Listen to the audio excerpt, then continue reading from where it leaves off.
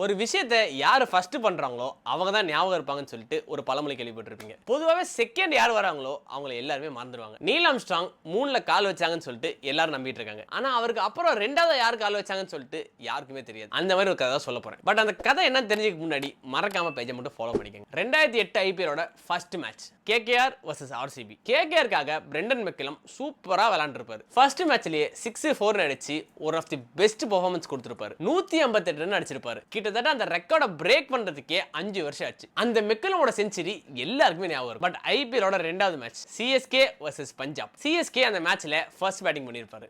Michael Hussey one of the best knock ஆடி இருப்பாரு. உண்மையை சொல்ல போனா மெக்கலமோட ஃபாஸ்டா அவர் தான் செஞ்சுரி அடிச்சிருப்பாரு. 114 ரன் அடிச்சிருப்பாரு. அந்த காலத்துல 70 ரன் 80 ரன் அடிக்கிறது பெரிய விஷயம். ஆனா ரெண்டாவது மேட்ச் ஆஃப் ஐபிஎல்லையே மைக்கேல் லசி 114 ரன் அடிச்சு one of the best knock ஆடி இருப்பாரு. ஆனா இப்போ வரைக்கும் நிறைய பேத்துக்கு இந்த செஞ்சுரி இருக்குதே தெரியாது. மைக்கேல் லசியோட பெருமை எல்லாமே மத்த நாக்ஸ்னால தான் தெரியும். இந்த 114 ரன் அடிச்சதையே நிறைய பேர் மறந்துருப்பாங்க. அதனால தான் நான் ஃபர்ஸ்டே சொன்னேன். ஃபர்ஸ்ட் ஒரு விஷயத்தை யார் பண்ணிருக்காங்களோ அவங்க மட்டும் தான் எல்லாருக்குமே ஞாபகம் இருப்பாங்க. இந்த வீடியோ உங்களுக்கு பிடிச்சிருந்துச்சு அப்படின்னா மறக்காம பேஜை ஃபாலோ பண்ணிக்கோங்க. இதே மாதிரி இன்னொரு வீடியோ மீட் பண்ணலாம்.